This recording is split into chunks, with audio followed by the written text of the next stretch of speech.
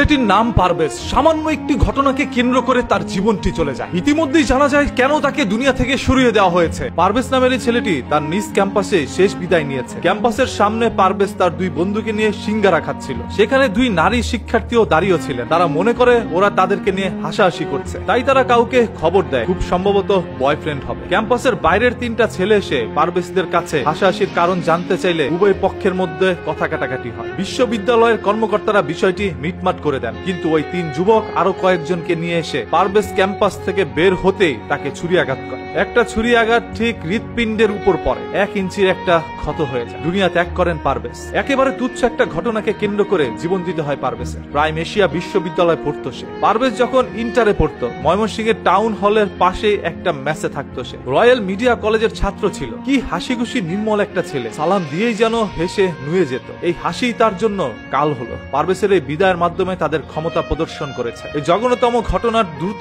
বিচার নিশ্চিত করুন। ভিডিও ফুটেজ আছে, অসংখ্য প্রত্যক্ষদর্শীর সামনে সে চির নিদ্রায় ঘুমিয়ে গিয়েছেন। এখনো তার হত্যাকারীকে গ্রেপ্তার করা হয়নি। সে দাবি বুয়েটের ছাত্র না, এই জন্য কেউ চুপ থাকবেন না। সবাই আসামির বিচারের দাবি তুলুন। এই দেশের মধ্যে আবার দাবি না তুললে কারো বিচার হয় না। মানুষের জীবন নেওয়া এই দেশে এতটাই সহজ হয়ে গেল, যে খুশি যার জীবন নিয়ে যাবে। পারভেজের বাবা একজন প্রবাসী। সেই প্রবাসের মধ্যে বসে কঠিন পরিশ্রম করে পারভেজকে তিনি বাংলাদেশের মধ্যে পড়াশোনা করেছেন। মানুষের মতো মানুষ করে গড়ে তোলার জন্য তার বাবার এই কঠিন পরিশ্রম। তবে আজকে হঠাৎ করে একটি আলো যেন নিভে গেল। পারভেজ তার বন্ধুদের সাথে হাসাহাসি করছিল, আর ওই মেয়েগুলো ভেবেছিল তাকে দেখে পারভেজটা হাসাহাসি করছে, যার কারণে সেই মেয়ের পরিচিত কয়েকটি ছেলেকে ফোন দিয়ে নিয়ে আসে। এসে পারভেজের সাথে বাগবিদণ্ডার মধ্যে জড়িয়ে যায়। কলেজের শিক্ষকরা বিষয়টি মিটমাট করে দিল। কিছুক্ষণ পরে পারভেজ যখন ক্যাম্পাস থেকে বেরোলো, তখনই ওই ছেলেগুলো আরো অসংখ্য ছেলেকে এনে তার উপর ঝাঁপিয়ে পড়ে, নির্মম ভাবে এই দুনিয়া থেকে তাকে সরিয়ে দেয়। ধরে নিলাম দুইটি মেয়েকে দেখে পারভেজ হাসাহাসি করেছে, এই জন্য একটা জীবন দিয়ে দিতে হবে। ওই মেয়েগুলো কারা, ওই মেয়ের সাথে এই সকল ছেলেগুলোর সম্পর্ক কি, তাদেরকে দ্রুত বের করে আনো। এবং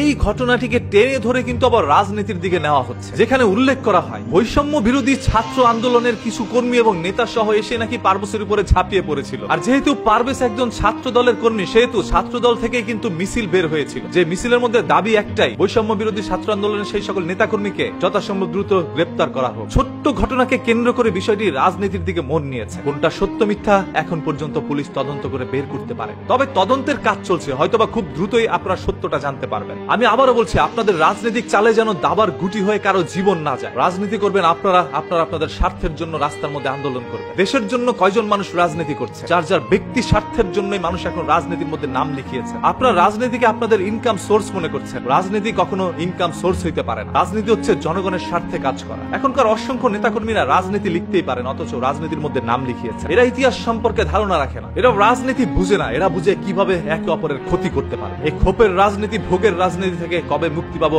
আমরা সাধারণ জনগণ? আজকে পারভেজের জীবন চলে গিয়েছে, আপনারা চাইলেই পারভেজকে পূর্ণ জীবন দিতে পারবেন না। পারভেজ আর কোনোদিন তার মা বাবার কোলে ফিরে আসতে পারবে না। কেন পারভেজ রাজনৈতিক চালের দাবার গুটি হলো? প্রশ্ন অসংখ্য মানুষের। সর্বশেষ কথা একটাই, যে বা যারাই পারভেজের সাথে এরকম একটি ঘটনা ঘটিয়েছে, তার জীবনটা কেড়ে নিয়েছে, সেই সকল মানুষগুলোকে চিহ্নিত করে যথাসম্ভব দ্রুত আইনের আশ্রয় নিয়ে তাদেরকে সর্বোচ্চ শাস্তির দাবি জানাচ্ছি এবং এই ঘটনার তীব্র নিন্দা জানাই আমরা সবাই। মানুষের জীবন কতটা সস্তা হয়ে গিয়েছে। সামান্য একটি হাসিকে কেন্দ্র করে চলে গেল একটি যুবকের প্রাণ। আর যে সকল মেয়েরা সন্ত্রাসী বাহিনীকে ডেকে নিয়ে আসছিল, সেই সকল মেয়েগুলো আসলে কারা? আবারও বলছি, আপনার রাজনীতির গুটির চাল যেন কোনো পারভেজের জীবন না হয়।